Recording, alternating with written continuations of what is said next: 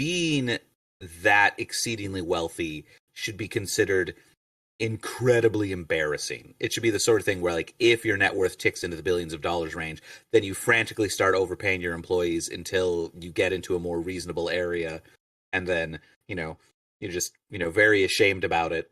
By the way, we're live. Hello, I'm Internet. saying only billionaires should voluntarily give up their fortunes and nothing further. Though I'm going to say fuck a lot on this stream, so you're getting demonetized for this one. Demonetized me immediately. Awful. Absolutely awful. And how did I lose that ranking? I just had it opened up. Why is it gone? It's so frustrating. Anyway, I have it. You emailed it to me. Yeah, I emailed it to myself, too. It's not in my sent folder or in my inbox. This is a Christmas miracle. Welcome to the Greg Troyan YouTube channel. Merry Christmas, everybody. We are here to talk about the best Taylor Swift album of all time. Forget Red, forget Tortured Poets, forget 1989. The album that everyone wanted us to talk about was the Taylor Swift Holiday Collection. And don't worry, we're here to talk about it today. Guess I'll just have to pull up the ranking in Open Office and then just freeze you guys whenever I'm looking at the ranking. So, oh noes. I mean, I can tell you the rankings, I guess, because I've got the email open. Oh, it's true. Speaking of people who has the email open, we've got some special guests here to talk about Taylor Swift. Steve here to talk about Taylor Swift and to demonetize this video. Specifically, I think they say if you drop the F-bomb within the first 30 seconds, it gets demonetized immediately. Well, I'm just saving the algorithm a little bit of trouble. Thanks. Steve, notorious for knowing how overflowing with cash I am. Thanks for helping out, bud. Anytime. Merry Christmas, Greg. Speaking of Christmas, we've got a authentic Christmas baby here on the podcast, the live stream, to talk about his Christmas expertise. It's Mike Walsh. Hello, Mike. Congratulations on having the same birthday as Jesus. Thank you so much.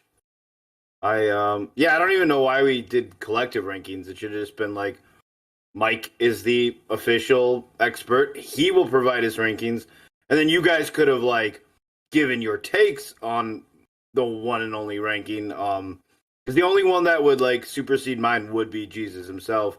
And if he didn't rank this EP and bonus track, then I'm the next leading expert on that. So, yeah, it's my ranking and then whatever you guys just think in general. Today. For lack of Jesus's direct commentary, we'll be playing to Mike. Yeah. WWJR, what would Jesus rank? How would Jesus rank? With a W, though.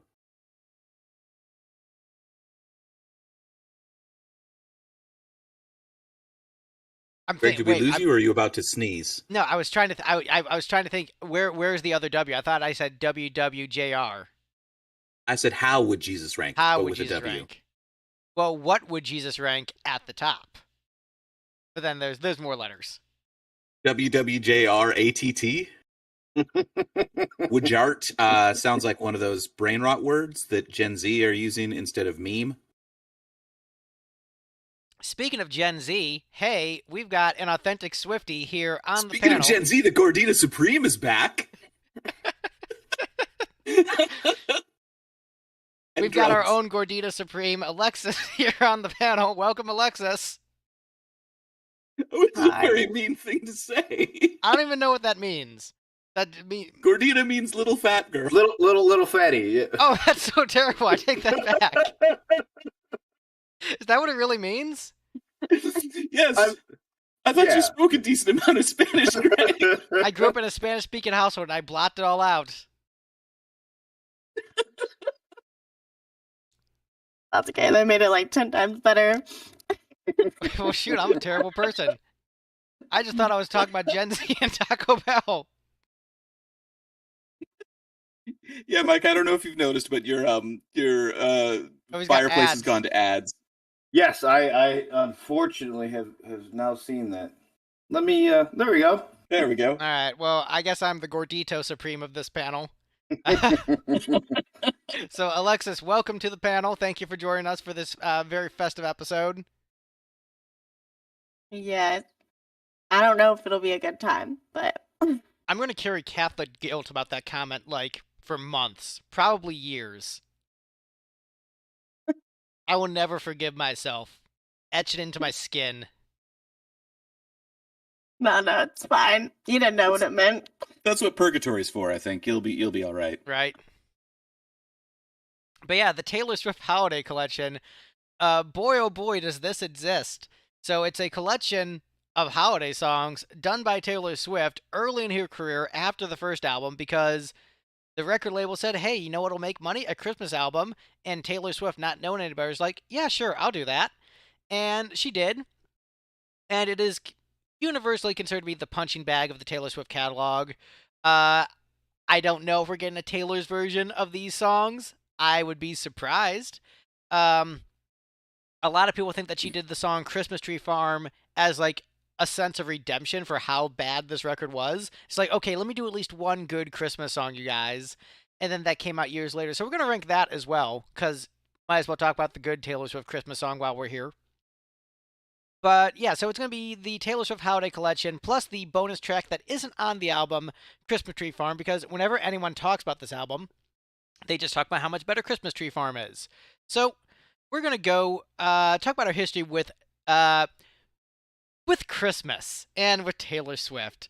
Who wants to go first? Mike, what's your experience with Christmas and with Taylor Swift and this collection of songs? Yeah, so I love Christmas so much, and I'm so pro Christmas that probably the first and last time I was early in my life was like Christmas morning. I was like, this party thing sure sounds fun. I'm coming out now, even though you thought I was coming 2 weeks from now in January. So I was born unexpectedly on Christmas Day, and they wrapped me in a little stocking at the hospital, and so yeah, I love Christmas. I like Christmas music. I know people in general are kind of divided on that. I enjoy Christmas music. Really only around December. I'm not one of those guys who's like blasting Christmas jams in March. But yeah, I really like Christmas music in general. Upbeat, fun music. Festive, good vibes, reds and greens and Santa hats and, all the good stuff that we've come to associate with it. So I am very pro-Christmas and pro-joviality. And what was your general thoughts on this record? Because I remember you listened to Christmas Tree Farm first, like, ooh, am I in for a treat? Yeah, like way earlier. Yeah, I did. I listened to that. Like, I thought I was going to be really ahead of the game, and then I just ended up putting off the rest of the EP. But it's fine. I get the feeling that I'm the most favorable toward it out of the panel. And it certainly isn't a new favorite of mine either. So I have a feeling you guys really, really hate it. But yeah, I didn't. Nothing threw me for a loop. It was very, more or less, what I expected from a Taylor Swift Christmas EP, especially knowing it was a younger Taylor Swift and the style she did in that era. Well, I'll go ahead and go next. We'll do a sliding scale of grinchiness, at least how I think this will go. So Steve will go last.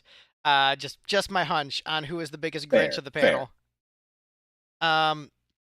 So I like Christmas. I enjoy listening to Christmas music. I think it's very I listen to Christmas music year round. I watch Christmas movies year round.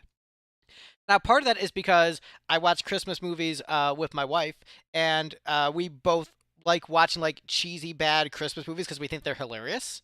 So we will watch those like intentionally, like those awful Hallmark Christmas movies. We will watch those year round because we just want to yell at the TV, and they're great for that. And some are cute. My mother-in-law loves those, unironically. Oh no, we're like firmly in the like ironic camp, like the way like you will watch like a bad kung fu movie and like you're enjoying it on some level unironically, but you're also like definitely recognizing like, no, this is pretty stupid and that's why I love it. But like I enjoy Christmas songs year round just because, like, if a bop's a bop, why I gotta wait till December to listen to it? So, like, Wizard, I wish it could be Christmas every day. Yeah, and I'll listen to that song. Not every day, but, like, I got burnt out after listening to it, like, a lot for a bunch of years in a row. But, like, just because the song is a Christmas song doesn't mean it's strictly holiday season. I think it's weird that, like, people decided that, why am I blanking on the producer's name? Phil Spector. Why Christmas music all just has to sound like Phil Spector. Like, that's just, like, the rule, I guess. Nothing says the holiday season like a crazy guy with a gun. But yeah, Wasn't that in a not Ace Frehley, the drummer's biography at one point? Oh, Peter Chris's. Peter Yeah, Criss, Peter the Chris's. Christmas tree, the shotgun. We all shot a know that Christmas story. tree, yeah. Everybody knows that story. Alexis could recite that story by heart. We don't need to go into it. But yeah, so I came into this being I'm favorable towards Christmas stuff when a lot of people aren't favorable towards it. I love the decorations and style of, like, American Christmas. I know a lot of people say, "Oh, it's strayed so far from the true meaning of the holiday of, you know, taking pagan rituals and then shoving Jesus into it so that we can convince people that Jesus is cool." It's gone so far from the roots of the holiday. But I like Christmas music. I like the Christmas aesthetic, and this record is fine. It is Taylor early in her career doing mostly covers when she doesn't have necessarily a very strong voice. So that's unfortunate because she's just, like, not the best singer, and then you're doing covers. And the entire point of covers, like, I want to hear this singer approach this cover in a cool way. And because she's more interesting as a songwriter than a singer at this point in her career, it's like, oh, well, these are songs that I know done better by other people, with a couple interesting originals, which we'll get to when we get to, and then Christmas Tree Farm, which is just actually good.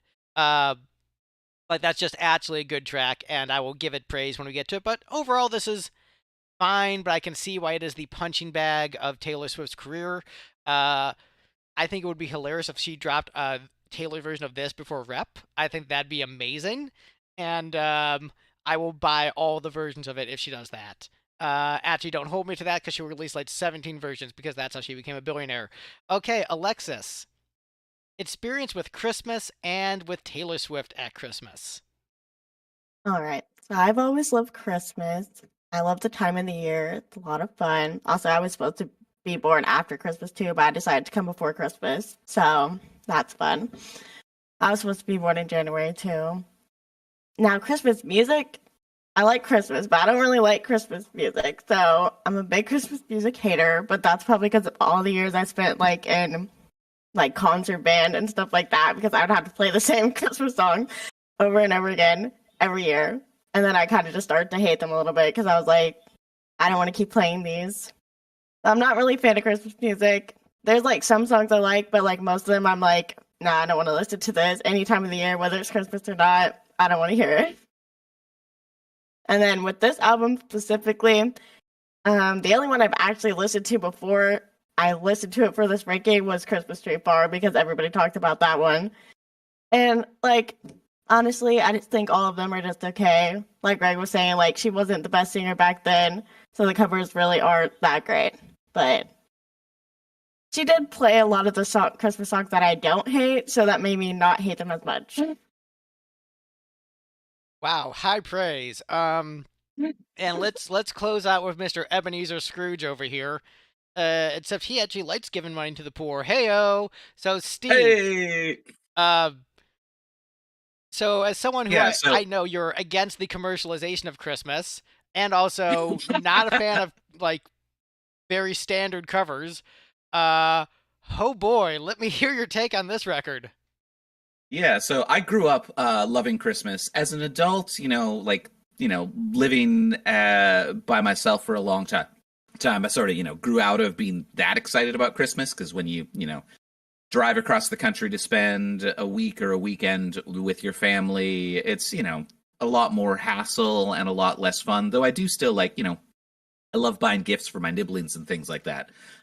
So Christmas as a holiday definitely gets a thumbs up from me. I like Christmas. Christmas music, I am very picky about.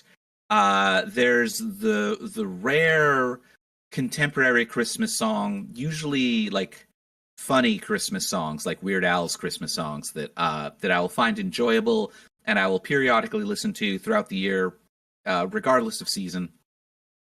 And then I listen to a lot of like black metal, which is all kind of Christmassy in a very different way. But when it comes to like really listening to Christmas music in the Christmas season, all I'm really interested in is communal Christmas music. Like I want to sing Christmas songs at church, or I want to go caroling, and I have no real interest in listening to some other cash grab collection of standards, especially having spent a decade working with country music artists and seeing their awful, usually very bad cash grab Christmas albums that, by and large, miss the mark, like Taylor Swift's Christmas EP, wherein she had a couple of originals that, you know, are Taylor Swift songs, and then a couple of takes at doing Christmas standards that, for the most part, were very, very bad. For specific reasons that I will talk about when we get to those songs, littered with fuck words. Thanks for the continued demonetization, Steve. And also, I mean, it's not like it's going to get remonetized halfway through. that's true. No, they're gonna. I was gonna joke that's why I'm allowing the ads to play. I'm trying to get us remonetized. Oh, thanks. Yeah, they're gonna take even more money from my videos. They're gonna demonetize my 11 videos, retribution. There goes all the money from the channel. Also, hello, Roblox Sister Films and TJ in the chat. We actually have people in the chat, so hello. Oh. For the person who asked, what even is this? Once a month-ish, we are going through the entire Taylor Swift catalog and ranking each song on the album. So the way that it works, each song on the album, each panelist gets to rank the songs on the album from least best to best. We assign point values to them, and then whichever song gets the most points wins the ranking. Whichever song gets the least points loses the ranking, and we just go through the ranking from the bottom to the top. That's how the show works. So asking what even is this, that's what this even is. That's what it even is. We did forget to do that intro at the start. We normally do it once we get into the ranking. So, Oh. but I think we also I got thrown off by you dropping the F-bomb like 10 seconds into the live stream starting. After I told you it was live too. I know. Well, and I don't know as much about how you operate the live stream and what your fan base is and whatnot. My question is, how do you make it to a Taylor Swift Christmas EP live stream? Like, how do you get that far but then be like, what is this? Why am I here? Is that possible? Or I think it's... I mean, they might have just been trying to organically listen to Taylor Swift Christmas songs. Oh, okay. And then they got stuck with us. It could have been that. The thumbnail does say, like, live stream ranking or whatever. But also, I have a weird audience that's a combination of people who came here when I was doing classic rock reactions and then a bunch of JRPG nerds. And the thing is, they often intermix on videos accidentally, which I get that, which is tremendous. For all the people who's like, why isn't he doing more Final Fantasy XI content? That's because I'm talking about Taylor Swift, you nerds. And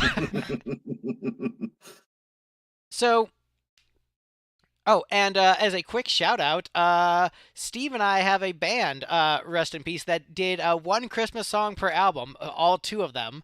So we do have that going for us. So we love Christmas here. Christmas and time travel and being alone. This is true. So the least best song on this album of experts, according to this panel of experts, is Silent Night. Nobody gave this any love. Two of us ranked it in last place, and two of us ranked it second from the bottom. I don't think this is actually a version of Silent Night without merit, because this is a case where the performer decided, let me just completely redo the melody of the song and reinvent it and annoy people who just want to hear Silent Night with the melody that it's supposed to have. So I actually respect it for like trying to do something weird and interesting with it. And I do think that the like kind of effect on the outro is pretty cool. But I think she just doesn't have the vocal chops to pull off this like melodic reinvention of the song. And so it just comes off as a good idea not executed to the best. And I think it mainly comes down to the vocal. And unfortunately, at this stage, Taylor just wasn't a great vocalist. Look, and I'll say like she's a good vocalist now. I'm still a bad vocalist. So when I did my first Christmas song, I was a bad singer. She at least became a decent singer. So, take any criticism with a grain of salt. But this is just good idea, not executed to the best of its ability. Who else ranked this at the bottom? Because no, I didn't do it second from the bottom. Oh, Alexis, you ranked it second from the bottom. Why don't you go next, and then we'll let the haters go after you. Okay. Basically, I don't like this song in general. Like, I just hate this song. But I hated one more song on this album even more than Silent Night. This song has just always scared me. That's really all there is to it. It's just a scary song, in my opinion. It just, like, gives me bad vibes. Yeah, she did a little different, but yeah, like you said, she really wasn't the best singer back then. And it just didn't make me like the song anymore, I guess.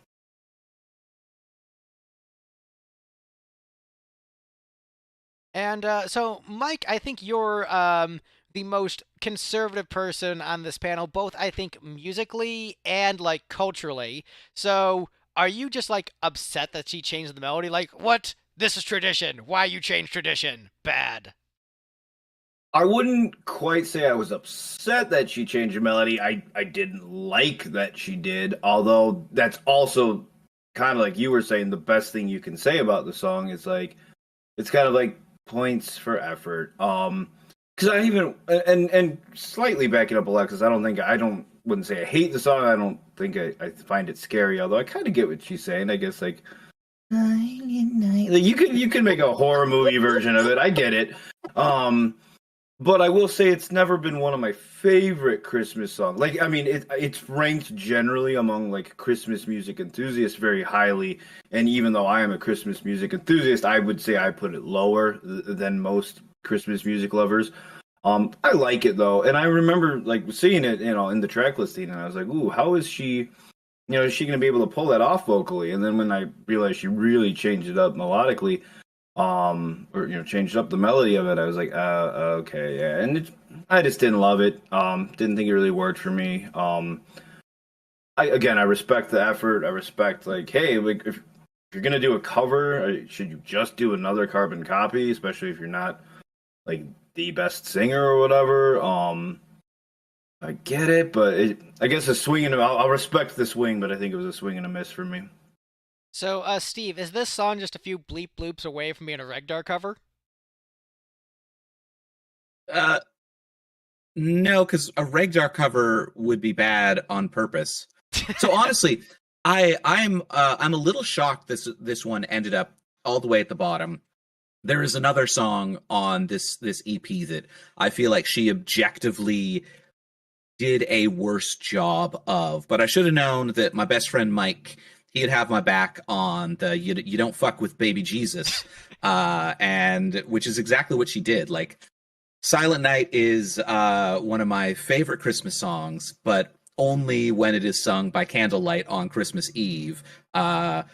And so just like a slightly bombastic, like over-sung, weird, bad arrangement of this, but not fully on purpose. Like, at least when Bad Religion did it, they were being ironic. They were like, all right, we're gonna do a fast pop punk version of the song. Ha ha. Also, we already didn't like God, so who cares? But like, it's just so that's bad. Why the band name is what it is. Yes. But yeah, I just found this song so personally offensive that I had to put it below the song that I think she did an objectively worse job of. Also, I'm still hemming and hawing in my head whether or not this is worse than the For King and Country version of Little Drummer Boy with like the 3 auxiliary percussionists that they definitely also did a worse job of the message of that song than she did with Silent Night, but also that's just not as good of a song, so it's not as big of a loss. And you can't expect much from a Christian band that names themselves after colonialism. That's true. Although now I'm just thinking, man, you know what would have been great? Allman Brothers' version of Little Drummer Boy. Like a band with 2 drummers that's actually good. Neil Peart's cover of Little Drummer Boy. Rip. Rip and I destroy. played my drums for him. String. Speaking of colonialism, next up on the list is White Christmas. I broke Mike with my spot on Neil Peart. Yeah, it was the swing thing. It's because, as a fellow Canadian, you would be able to get that perfect, and you did. So thank you. So, Steve, you gave this one 6 points, and no one else agreed with you of this being one of the best tracks on the record. So, explain. Well, it's not so much best tracks as least bad tracks. I gave this one 6 points because it only kind of regular sucks, and it's pretty short. So, I didn't have to endure it for very long. So I was like, this isn't good, but it's also not excruciating and tedious. So, next song. Yeah, let's see. Where did I rank this one? I don't remember. I ranked it last place.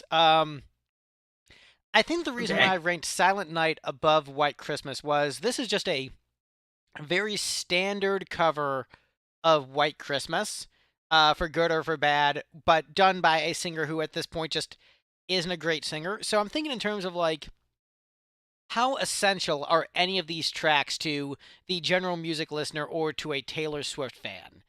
The version of Silent Night, whether you like it or dislike it, it is a unique take on the song. And so if you want to hear Silent Night with that melody, the Taylor Swift version is the only version of the song that exists. Versus if you want to hear White Christmas, there's a million other versions of the song that are pretty similar and better. Versus if you want that weird version of Silent Night, it's like that thrash metal version of Eleanor Rigby. There's only one version. If you want the thrash version of Eleanor Rigby, you gotta go to Realm. If you want this weird bombastic version of why am I blanking out? I'm just looking at the ranking. Oh no, and I messed up everything.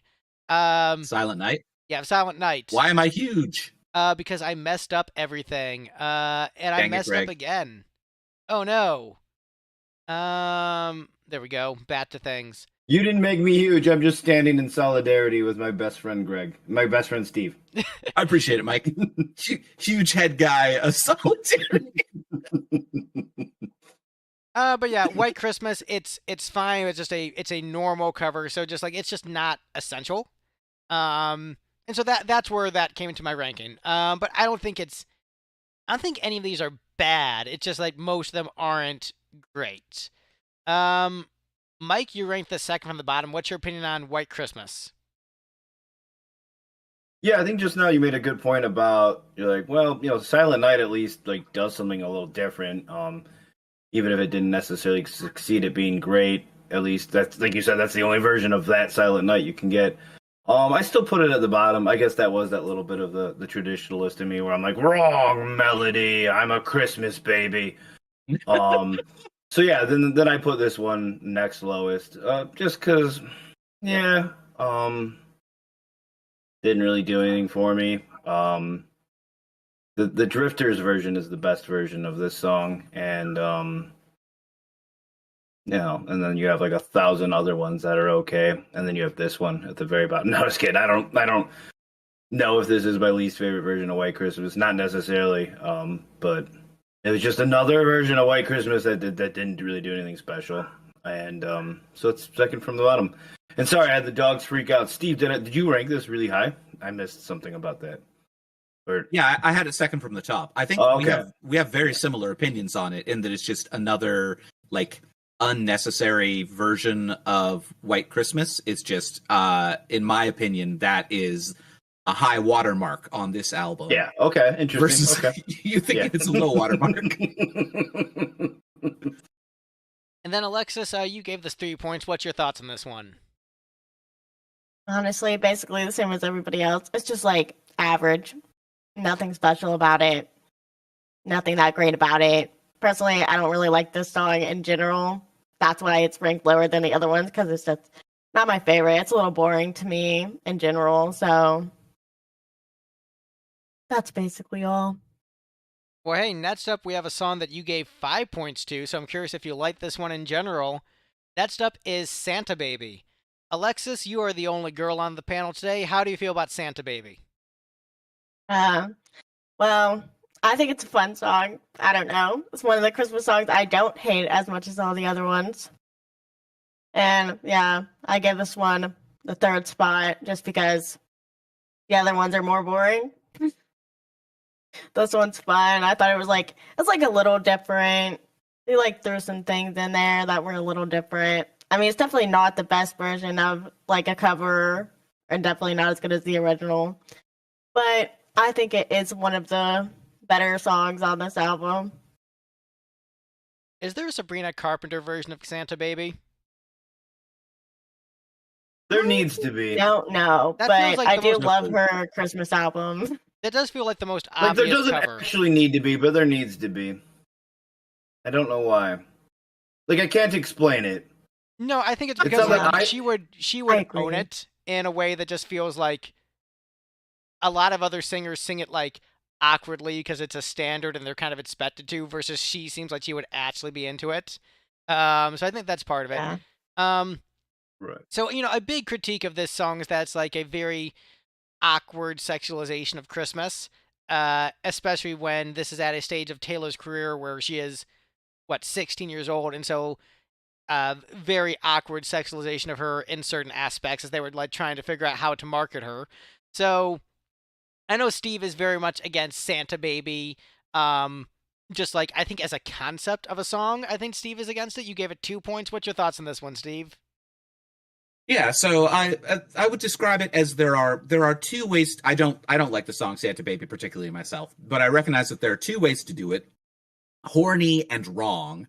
And very correctly, I think, considering she was a teenager, they had Taylor Swift sing this one wrong, and it's not good. It was a terrible choice of a song for them to do. It put her in a no-win situation of either she's got to be like really creepy and weird to listen to, or she's just not doing the song the way it's meant to be.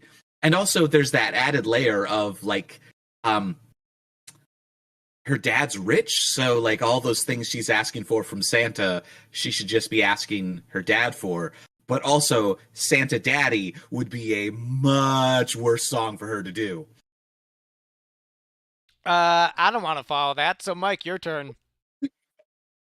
Oh yeah, so much there. I throwback to our old Kiss album ranking days, because Steve mentioned that there's two ways to do this song: horny and wrong, and then it just made me think of when Steve laughed at me saying that I like the horny Gene songs on the albums, and so then I just started picturing Gene singing Santa Baby, Santa Baby, and that made me. Oh yeah, I think Gene would lean into it. That'd be good. Yeah, Santa Buddy is the only wrong version of it that's sort of justifiable. The aggressively not horny, because he's like, guys, I'm not gay for Santa.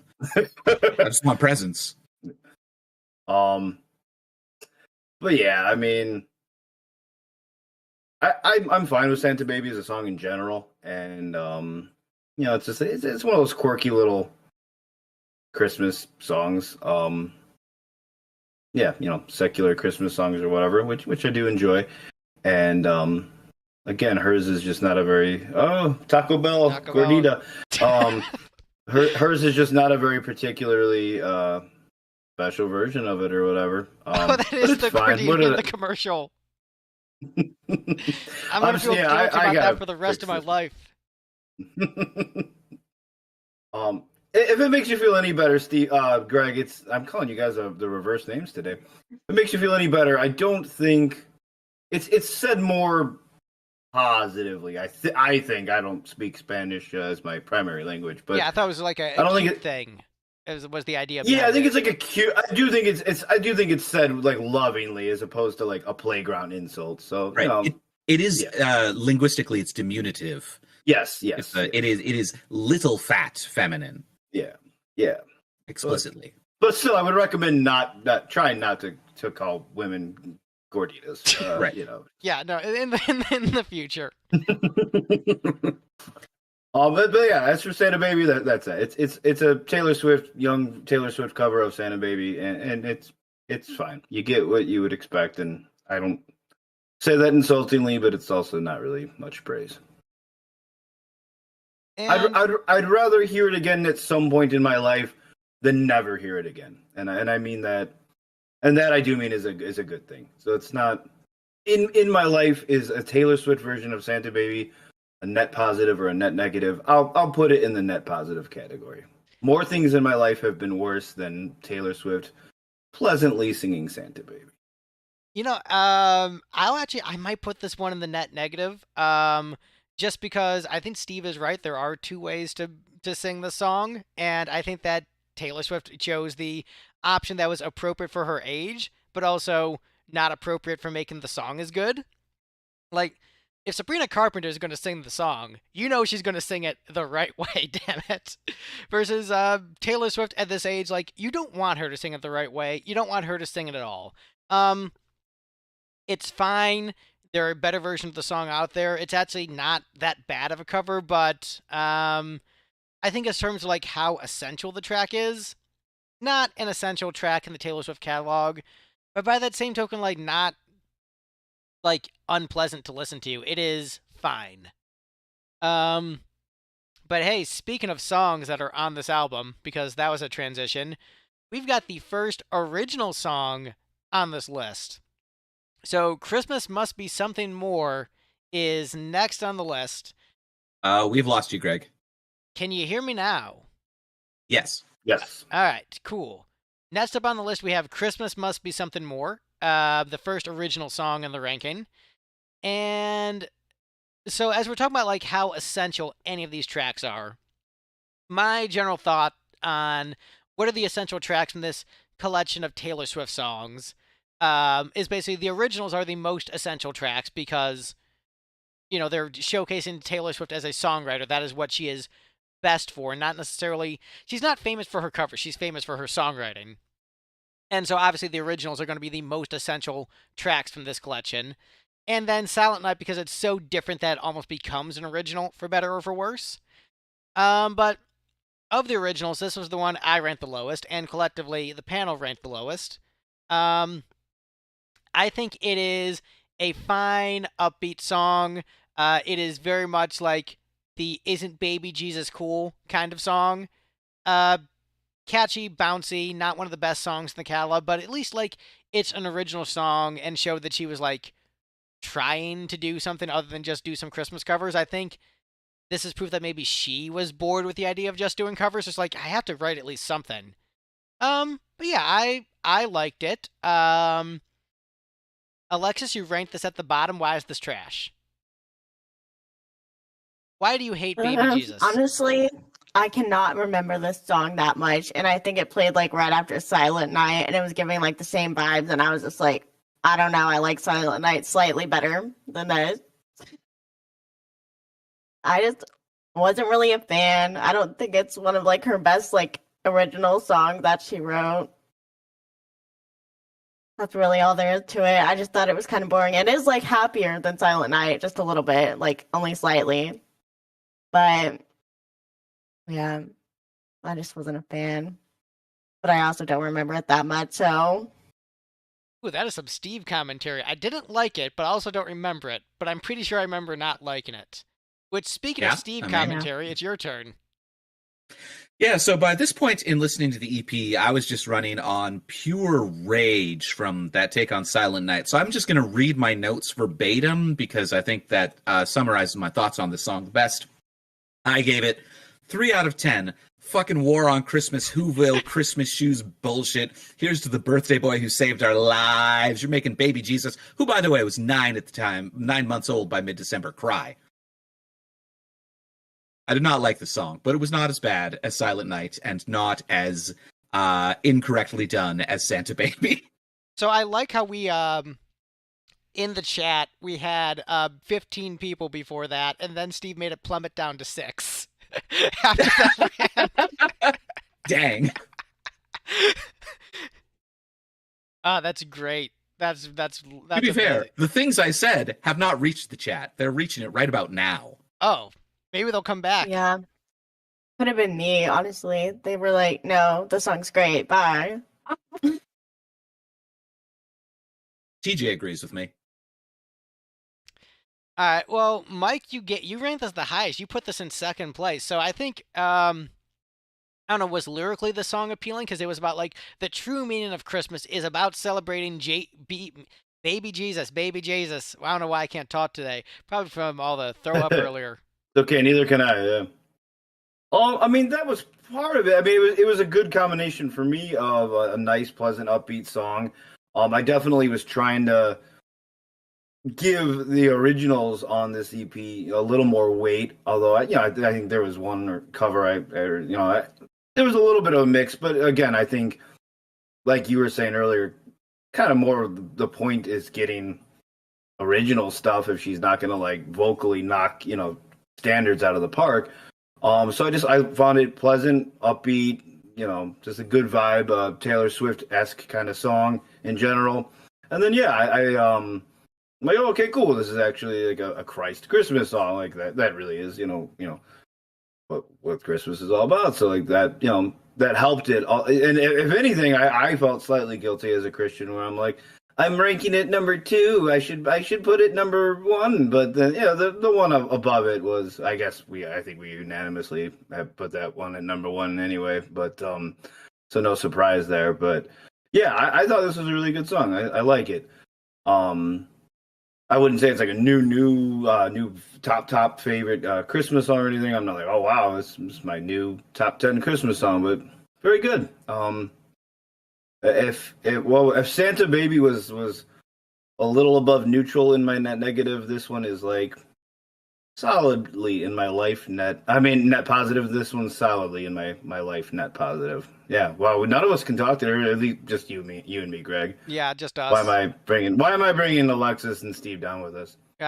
We're terrible people. We're bringing them down. They're raising the Alexis quality and I up. are nailing the talking things. Plurally. Oh, hey, we're already in the top 3. Turns out when there's mostly agreement on these songs and there's not as many songs, we go through these way faster. So, third place, we have another original, Christmases When You Were Mine, next on the list. So I put this in second place. I think of all the songs on this album, or at least all the originals, this is the one that most feels like a Taylor Swift song in which, like, sad acoustic guitar, pining and reflecting on a breakup, like, but then because it's a Christmas album, it just is set at Christmas. So it's kind of like, what if the AI... This is the Die Hard is a Christmas movie of the Taylor Swift discography. Right. Exactly. I don't know if I have a better commentary than that, but I mean, it's got a good acoustic hook. I think melodically it's pleasing. Lyrically, it's solid. I mean, if you are buying a Taylor Swift Christmas album and you want Taylor Swift, the Die Hard of Taylor Swift Christmas songs, like, this is kind of the song you want to be on this album. And it's there, and It is... Look, is it, like, in the top 100 Taylor Swift songs? No, but, like, if you specifically want that It's Scratched of, yippee-ki-yay, Santa Claus, you broke up with me, this is the song for you. So, yeah, I like it.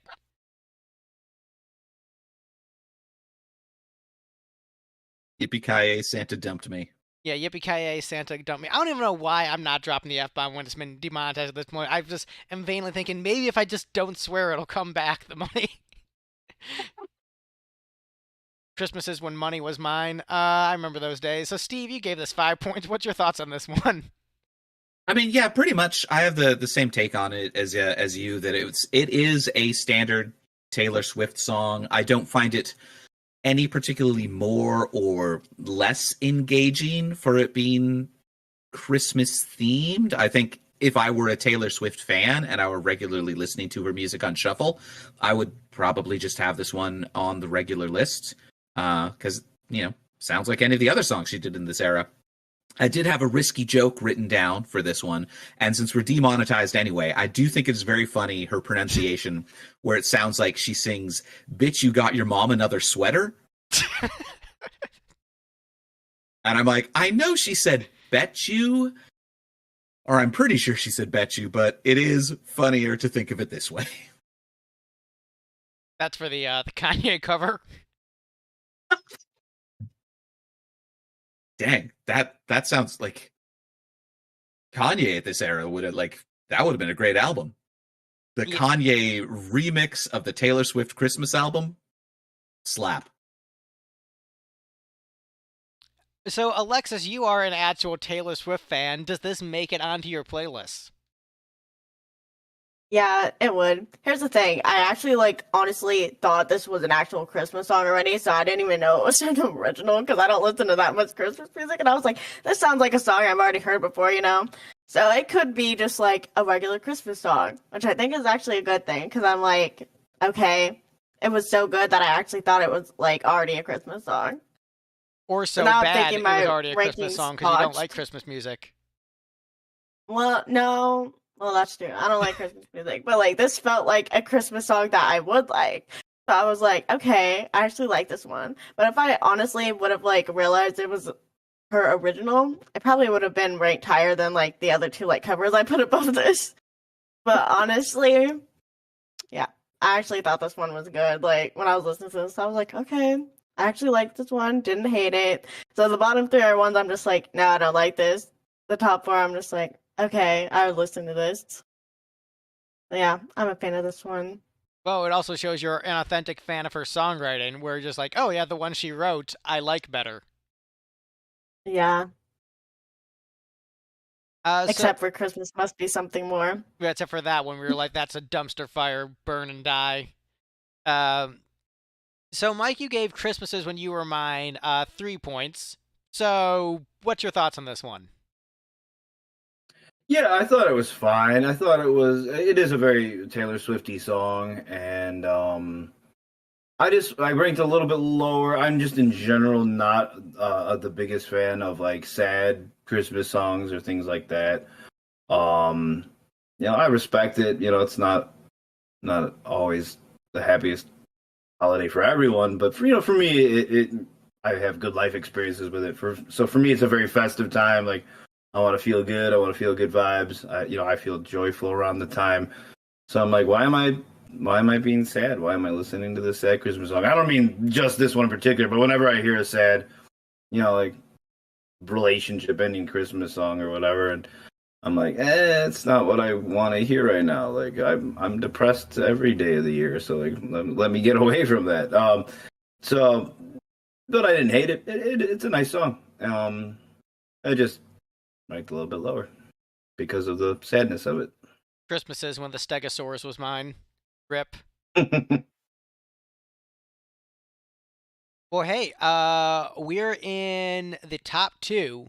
So we've got another cover on the list.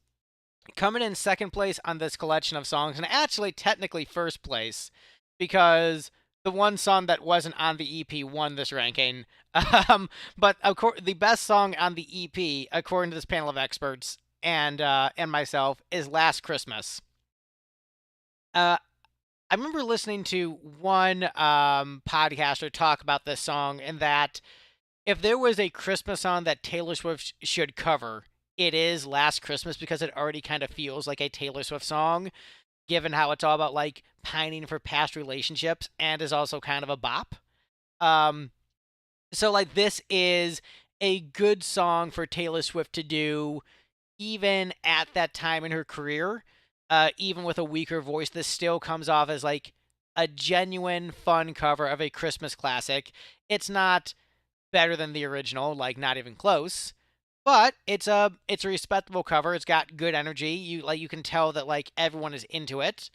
I gave it 4 points because how essential is the Taylor Swift cover of Last Christmas when the original exists? Not really. But in terms of like the ethos of what Taylor Swift was going for as an artist, I think this is a cover that makes sense, fits in well with her catalog. Makes you think this record might be a little bit better than it actually is. I mean, it's fine. It's a solid cover of Last Christmas by someone who couldn't sing too well at that point in their career. Steve, you ranked this as number 1. What's your thoughts on this? Yeah, I think this one was legitimately a good choice. I think they were very correct in having her cover it. She did a fine job of it. It's not, it's just sort of, yes, it's a Christmas song, but also it's just sort of like a regular song about a relationship that failed, which, rock and pop and country are full of a million of those, and people cover them back and forth. And it's not all that often that any of them are so iconic that taking it and popping it into a different genre really hurts it. So like Last Christmas was, an 80s dance pop song, and Taylor Swift was like, all right, I'm going to do a teen country pop version of it, and that's good. And also I definitely derive some joy of, using the rule that whoever N shapes is whenever he's harmonizing, he's playing the role of the boy from the song. It is funny to think of him playing George Michael's ex. Although I suspect the original song probably wasn't really autobiographical, so he's playing George Michael's imaginary ex. Who, in fairness, is probably really hot. Probably. George Michael's out there. He's not going to pull a Fugo. Right. No, he's going to pull like solidly like 8 or 9s at minimum. At least in the 80s. At least in the 80s especially. So Mike, you love 80s music. What did you think of this cover of Last Christmas? Well, yeah, first thing, really quick, I was going to say George Michael actually died on Christmas Day, so how unfortunately fitting that we are talking about him and Christmas and whatnot.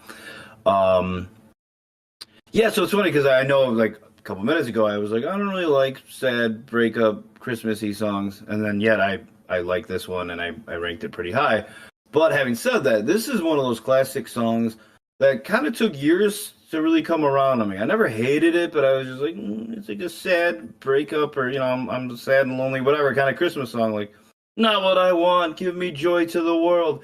But after enough years, I'm like, no, this is a Christmas classic. This is a good song. It isn't even, I think it's kind of just a good song in general that was kind of plugged into being a Christmas song. But now, like, I really look forward to hearing it every Christmas season, and I'm oddly like, oh, this is great, even though it's kind of like a sad song. But yeah, it's just a jam, and yeah, Taylor did a good job with it. It is very much like a song that Taylor Swift should have covered, if she was going to cover Christmas songs, and so it was a great choice. Just thematically and everything, it sounds like it could be, a Taylor Swift song. So it worked really well. I think I put it at like number 3, if I remember correctly. So it was my favorite of the covers, and worked really well. So kudos to you, Taylor, or your team for suggesting it. Yeah, I think agreed. Great choice. And on the subject of like sad Christmas songs, I think certain sad Christmas songs, you hear them so much that they become like happy in a way. Like John Lennon's Happy Xmas War is Over. Like, it's a very bittersweet song, but it does like remind you of Christmas and put you in the holiday spirit. And there is ultimately like still like that glimmer of positivity in that one, where it's like, yeah, but like what if no war? Wouldn't that be cool? So, but but like Last Christmas, like I don't even get sad thinking about it. I just kind of bop to it because it's so like fun, the original. Right. So, well, speaking of John Lennon and Christmas, and since we've already been demonetized, and I just want to jump into the fun, I'm sure you guys have. I'm guessing there's a good chance most or all of you have already seen that guy who made like the difference between John Lennon and Paul McCartney, where John Lennon Christmas song is like, "It's Christmas Day, people are dying, go fuck yourself." And then Paul McCartney is, it's Christmas time, get out the wine, Uncle Jim's in his favorite jumper. And I just felt like doing that and dropping my own F-bomb. Because I'm normally pretty, I normally cooperate with the rules on this. And normally it's Julia getting us into trouble or Steve or whatever. So I just wanted to have my fun. Thank you for entertaining me. I mean, It was a everyone's very intentional choice to get us demonetized this time because I wanted to swear on this album. Normally, I just acquiesce to Julia doing it. But she's not here. We need next episode. We need to make sure Julia has like a box of wine with her. That'll make the episode amazing. So, Alexis, you are obviously a huge Swiftie and not necessarily a music historian necessarily. You more listen to contemporary stuff, so you don't really dig back into the past. So, have you heard the original Last Christmas, and which version do you like better? Yes, I have heard the original. Still think the original's better. This is like one of my, more favorable Christmas songs. I actually like this one. I'm not a hater of it. But I technically it's sad, but I think it's like sad in a fun way, if that makes sense. Because it's like, oh, like you're kind of singing to the person that like did you wrong, and it's just like fun to like yell at them in a song a little bit. It's like, last Christmas, I did all these things and you were trash, whatever. So it's like sad, but it's actually like fun type of sad. And we all know I'm a fan of like sad songs, so that's why it ranks second for me. Well, hey, we're in the number one song on the ranking. So let's go through the ranking from the bottom to the top. The Taylor Swift Holiday Collection plus Christmas Tree Farm. What's gonna win? Silent Night, White Christmas, Santa Baby, Christmas Must Be Something More, Christmas Is When You Were Mine, Last Christmas. This is like a lipstick album where all these song titles are the same. But the best song that's not even on this EP is Christmas Tree Farm. 3 of us voted it in first place, and it would have unanimously won first place if not for a certain Grinch on the panel not ranking it first. Steve, you gave this 4 points. What the fuck? I did. I gave this 4 points because I don't think Taylor Swift wrote it.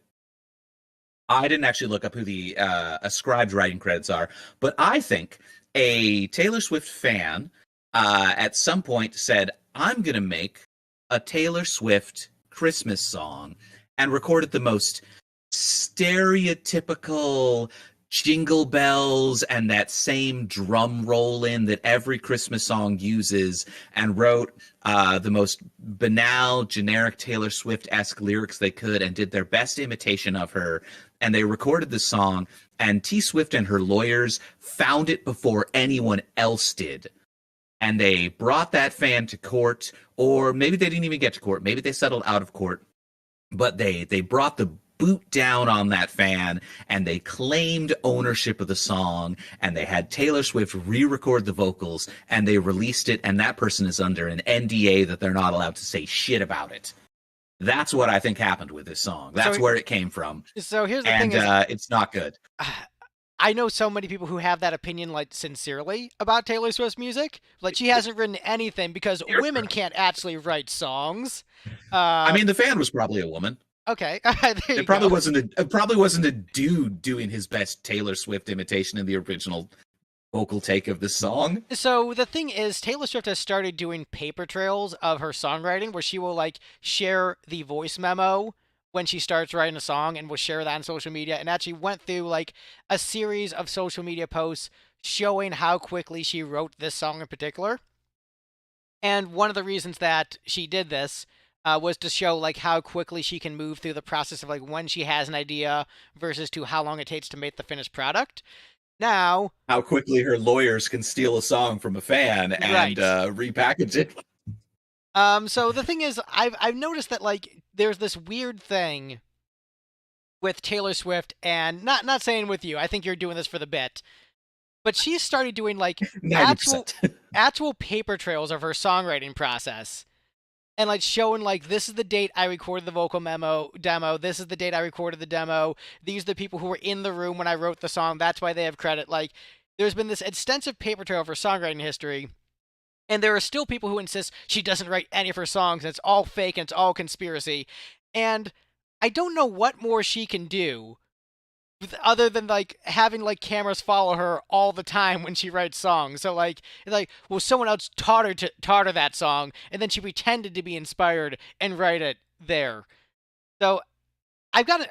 It's very weird to me, this whole thing and that conspiracy that is consistent versus like other pop musicians don't write their shit. So like, why do you even care if she didn't write her shit?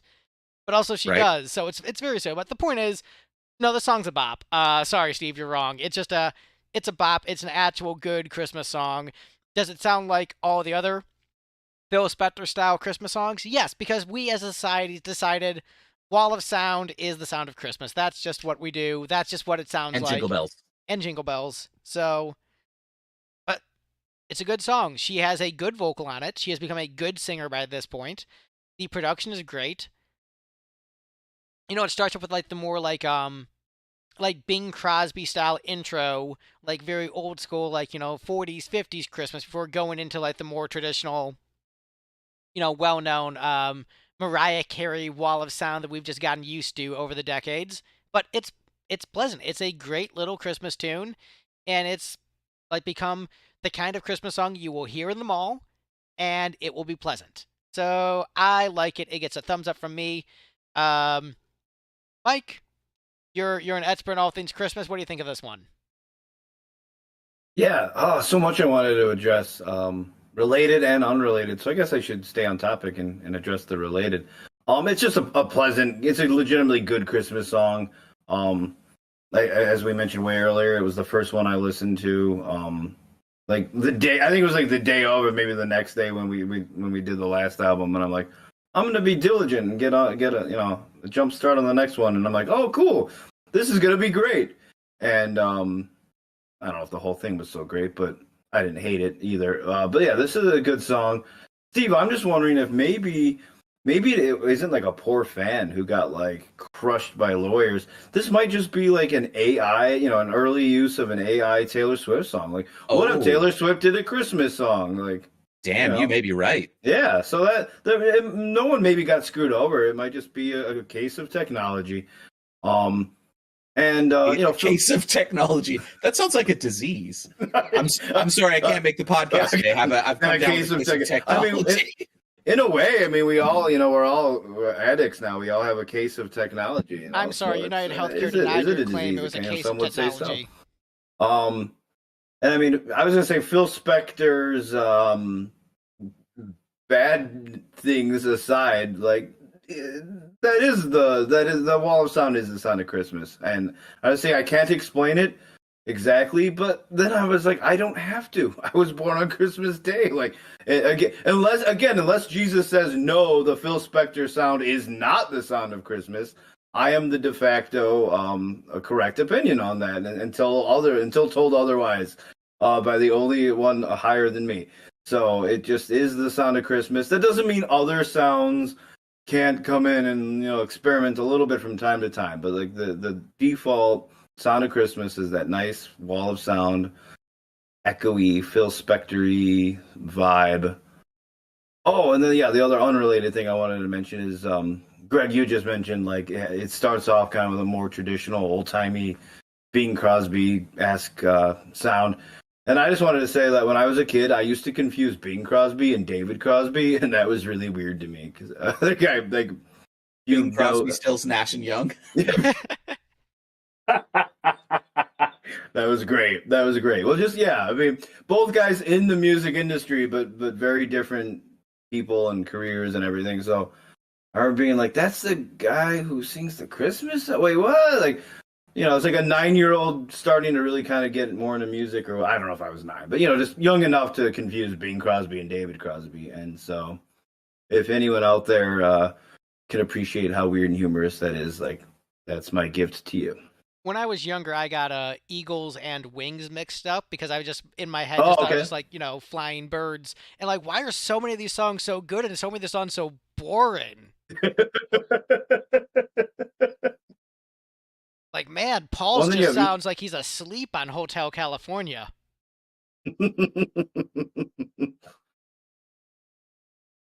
So, Alexis, you also ranked this at number 1. What's your thoughts on Christmas Tree Farm? And also, We've lost you, Greg. oh, sorry, can you hear me? Yeah. I didn't lose you, Greg. Oh, just me then. So, No, Alexis, you ranked this at number 1, Christmas Tree Farm. Does Taylor Swift actually write her own songs, or is she a talentless hack? She writes most of her own songs. Maybe there's like a few she didn't write or like she had help writing. But I think she mostly writes her songs. So this song, I think it's nostalgic for like most Swifties because this is the one song I had heard before listening to the actual EP of the other Christmas stuff. And this one's like more nostalgic for Taylor because she did grow up on like a Christmas tree farm. So just like I think she had more experience with this song. Like more of her experiences were put into the song than all the other ones because she was just doing covers of like songs she probably didn't really relate to that much at the time because she was a little bit older in this one, so she did have like more experience and like she sung better and all that. I think she wrote this song personally. You mean the song that's specifically about her childhood experiences is something that she wrote and wasn't just written by like corporate entities? Yeah. Oh man, I don't know. Shocking take. So here is the question for the panelists. Did Taylor write this song and record the song to make up for this EP being so mid?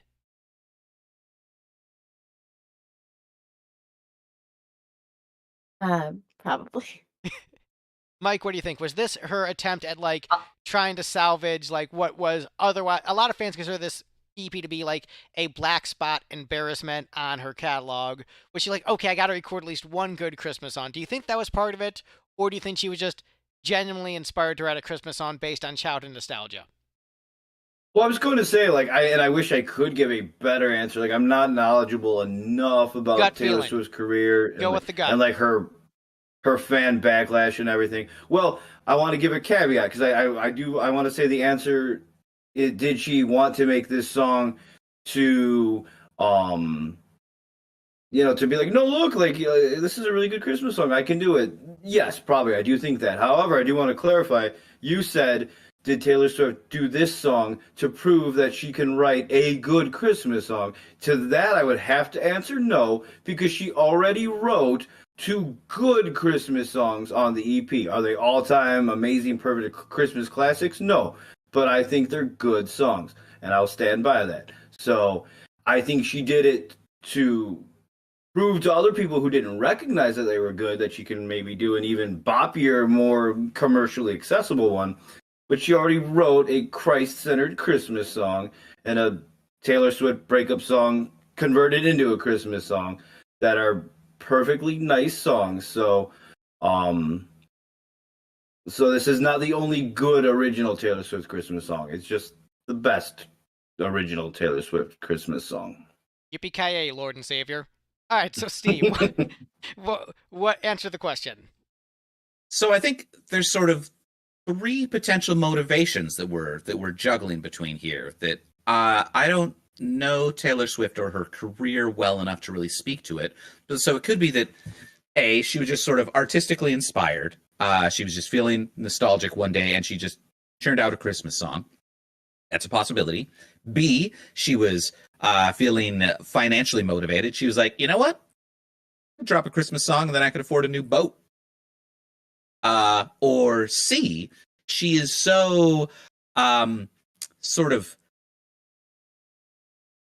narcissistic and petty that she would say, people didn't like that Christmas EP I did over a decade ago. I need to prove them wrong about me and release a better Christmas song. And I don't know Taylor Swift. I can't speak to which of these 3 motivations likely inspired her. Primarily, probably it's a mix of all 3. But yeah, I believe any of them. Well, Steve, one thing I'm confused about of one of your scenarios is that Taylor Swift is petty, but that can't be the case because she didn't cover Christmas all over again. See what you did there? Ooh. If I had drops, I would say I understood that reference. I'm like, someone will get it, I hope. You drop a Kiss reference, Greg will get it. All right, so that is the ranking. General thoughts as we walk away from this. Mike, what's your thoughts on this record overall? We'll just go around. We'll do Mike, we'll do Alexis, we'll do Steve, and we'll close out with me. It was pleasant enough. I don't think any of it is going to be like go-tos right away for me every Christmas season. Like, I have songs where I'm like, ooh, I'm jonesing. And to clarify what we were talking about way earlier, Greg, you were saying you're a Christmas music year-round kind of guy. Like, and I said I'm not. Like, don't get me wrong.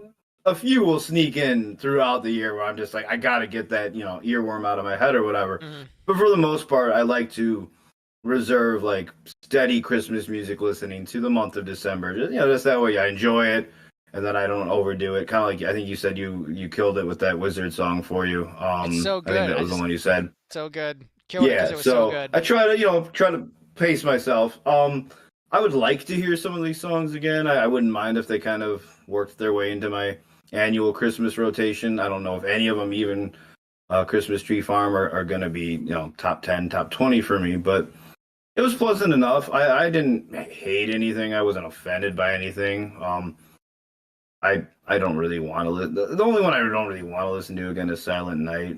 It's just too different for me. But yeah, if anyone ever comes to me and is like, I'm jonesing for a unique version of Silent Night, I am now qualified to be like, I got the song for you, my friend. So if that weird life scenario ever happens, I will gladly show them this song. But yeah, Taylor Swift Christmas EP plus newer Christmas possibly AI, possibly fake songwriter song. I don't think it's a fake songwriter, but I'll just get into the conspiracy of it for the fun of it. Yeah, did you know that Bob Dylan didn't actually write any of his songs? I've heard that. Yeah, I've heard that. I think it was Bing Crosby or David Crosby. I don't know, one of the Crosbys. Yeah, one of the Crosbys. Robin Crosby. That's for you, Greg. Robin Crosby wrote all of Bob Dylan's songs. That'd be the greatest conspiracy in music because that would upset everybody. No one would be happy if that was true. The trick is that conspiracy is totally true, Greg. All of Bob Dylan's songs were written by a Robert Zimmerman. Technicality. So, Alexis, what are your thoughts after going through this album? So was this like the first time you would listen to this EP in its entirety for the show? I think so, yeah. I might have heard a few of them a long time ago, but yeah, this is the first time I listened to the EP, not Christmas Tree Farm. So I would say I'll listen to Christmas Tree Farm and Christmas Is When You Were Mine. I'll add that to my Christmas playlist that I don't have because I never listen to Christmas music, but those are the two I would listen to. The other ones I'll just go find either the original or a better cover of it. And yeah, that's pretty much all. That commercial's just gonna haunt me forever.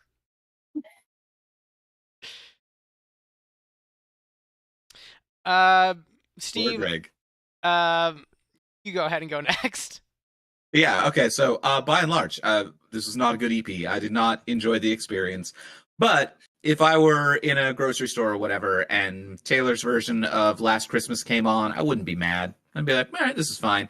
Like the way that if her version of Silent Night came on, I would be. Yeah, it's just sort of it has one good standout song, and then a couple of pretty dispensable songs, and then a couple of bad to reprehensible songs.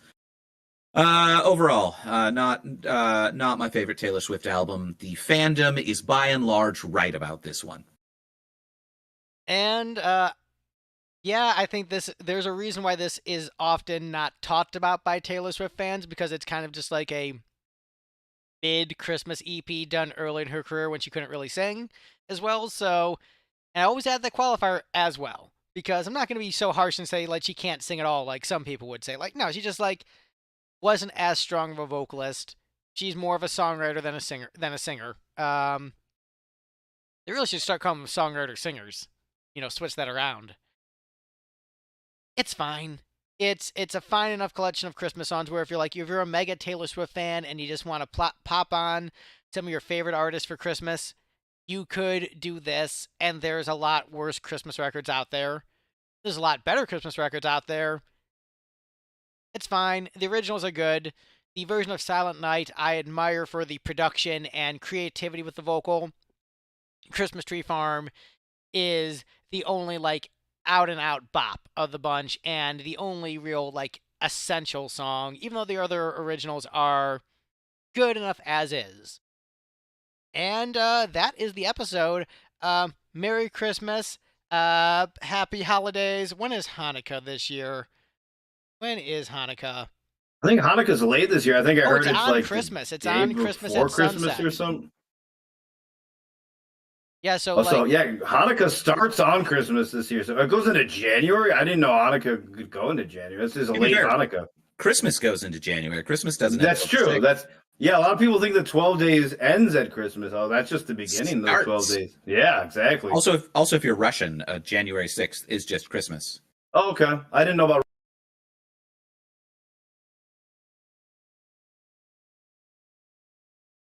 Or Eastern Orthodox, yeah. I think I'm conflating the cultures, but the same way that not all Americans are Christians, but we almost all celebrate Christmas on December 25th. Yeah. Not all Russians are Eastern Orthodox, but that's when their Christmas is.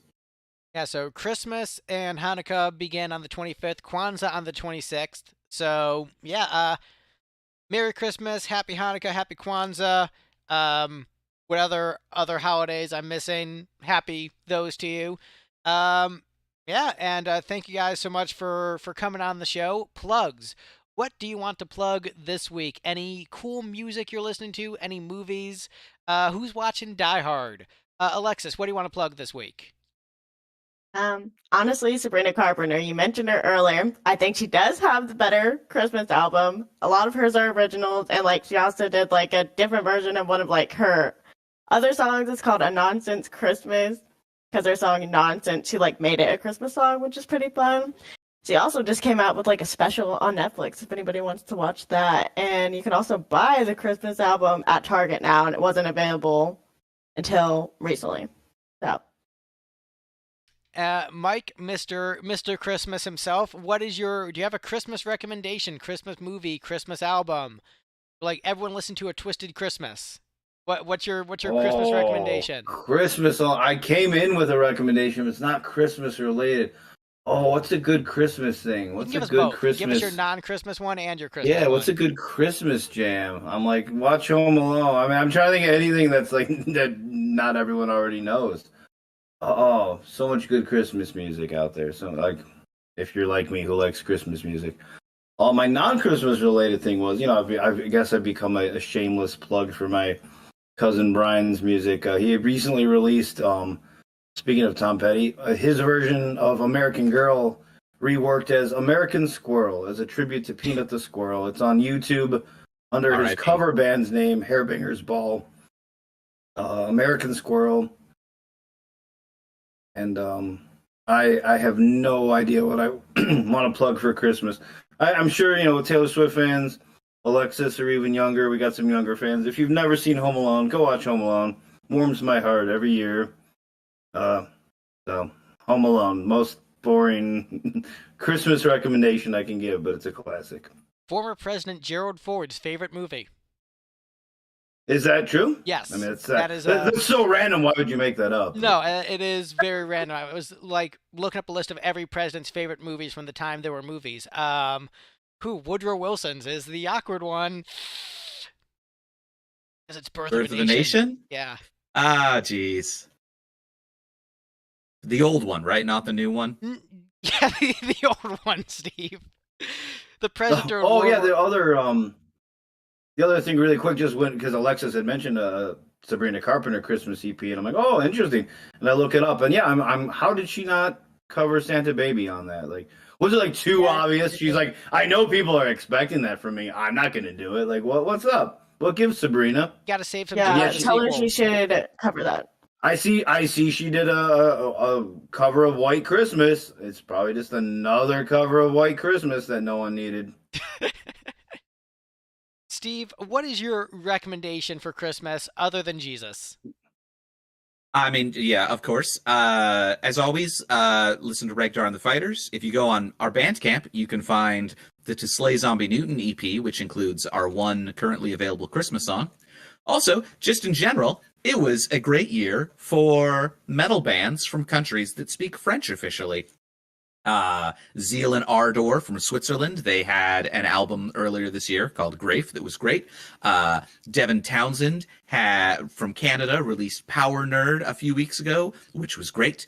Gojira, a huge favorite band of the podcast in general, especially Greg. They played the Olympics, and that was great. And French death/gothic metal band Old Dead Tree, who had been on hiatus since like 2013, just came back and released a brand new full-length yesterday, which is in my contention for Album of the Year. It's great. You should listen to Old Dead Tree. It came out near Christmas, and, they're that sort of wintry-sounding band that it might as well be Christmas music, you know? I love how you randomly worked in a plug for Devin Townsend as if he was like a different person and not just you promoting yourself. This is true. I kept the Mo mullet wig on far after, he went full bald. And then plugs for me. You're already on my channel, so just like watch more stuff on there. That'd be cool. Particularly that Final Fantasy 11 video, that is where like 90% of my income from the channel comes from. So just like put it on the background, please. Put it on. We've got a couple Christmas songs on the first album and the second album. One is called Christmas, parentheses, and You Don't Want Me Here, end parentheses. And one of them is called A Christmas Time Machine. And you know what? They're two of the better songs that we've done. So maybe we should just do a Christmas album. Lipstick 3, With a Vengeance will be the next album. But yeah, that is the video. And then probably early February will be the next time we do one of these, when we gather together to do the vault tracks on Red, because we have so much Taylor Swift music left to cover. And thank you everyone for watching the stream. Bye, internet. Aye. And stream finished. Ooh, only an hour 21.